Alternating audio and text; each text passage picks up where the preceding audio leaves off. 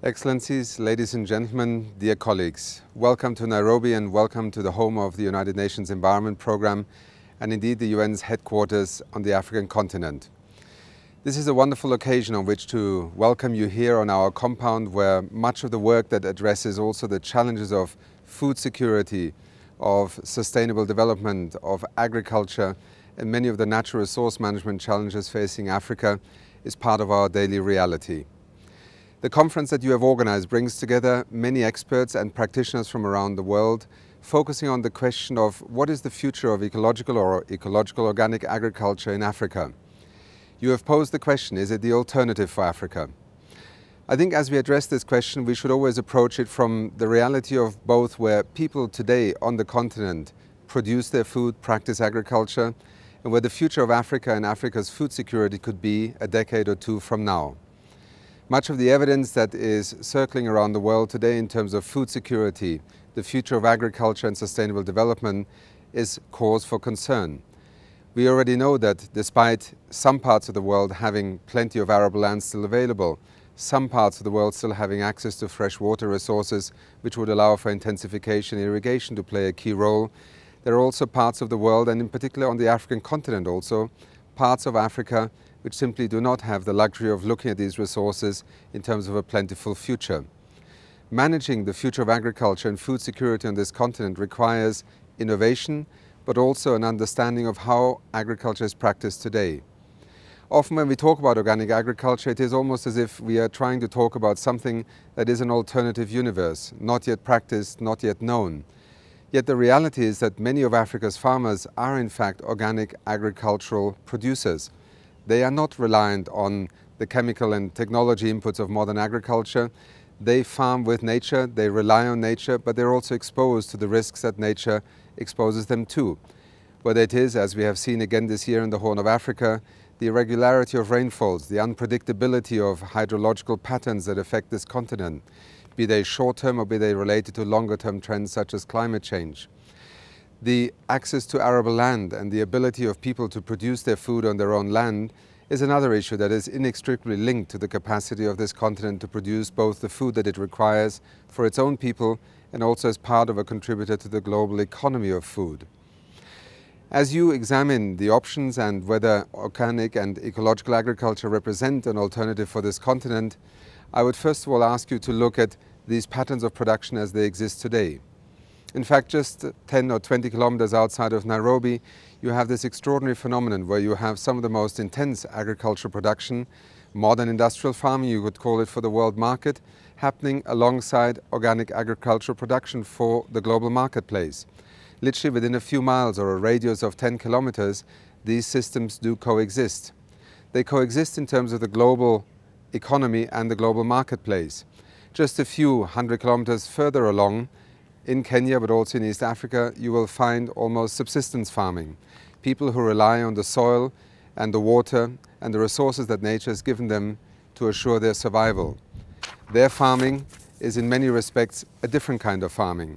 It is farming that is high risk, that is very limited by the resources that are available, and that is in need also of support from agricultural extension services, from the private sector, from us as consumers, to enable them to have a more secure food production system. I think we all could benefit from studying these various systems more carefully, because in this debate about the future of agriculture, there are many preconceptions, some would even say prejudices.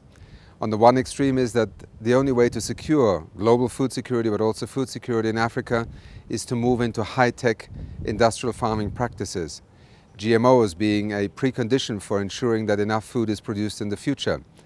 On the other end of the spectrum, the notion that Africa's food security would best be assured if we actually looked at organic farming, ecological farming, agroecological farming systems as being the foundation for developing agricultural systems in the future. As the United Nations Environment Programme, our role is not to predetermine the outcome of this research and also of different options that are available, but to provide the scientific and empirical information that allows the right decision-making to occur. And the right decision-making is really informed decision-making. Just a few years ago, UNCTAD and UNEP undertook a research program over 120 different organic agricultural farming systems across Africa. One of the more remarkable findings was that in fact the notion that organic farming does not lend itself to intensification and increase of yields is a misconception. We saw in many of these organic agricultural farming systems increases in yields anywhere from 60 to 100%. If we look at the future of food production, clearly we must produce more food. We have just passed the mark of 7 billion people on the planet. In the next 40 years, another 2 to 2.5 billion people will be added.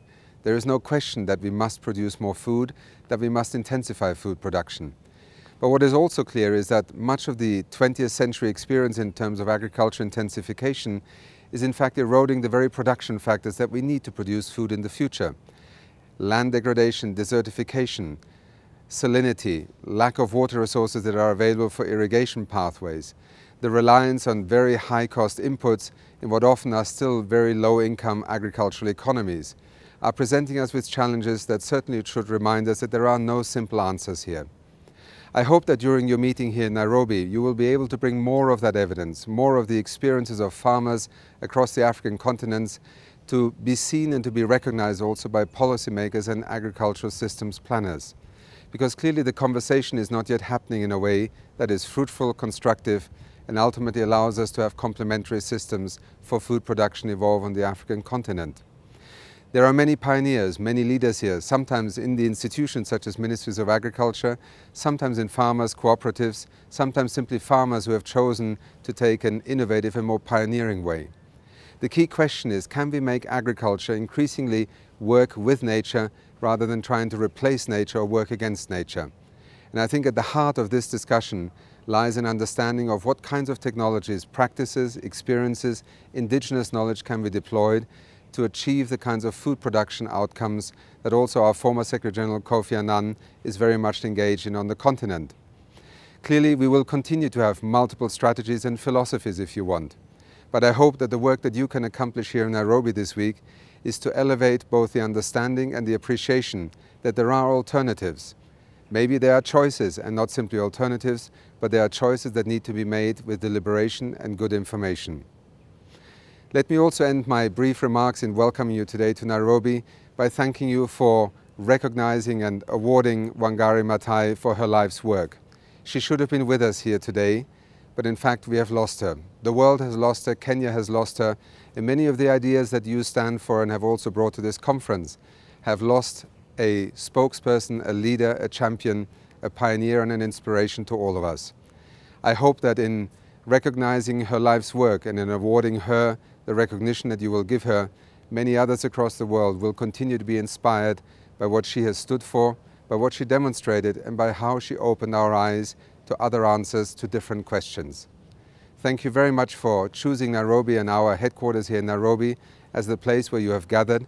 I hope that with all of you, you will be able to give us guidance, inspiration and direction for what is a central discussion for the coming years: the future of agriculture, the future of food security in the context of sustainable development.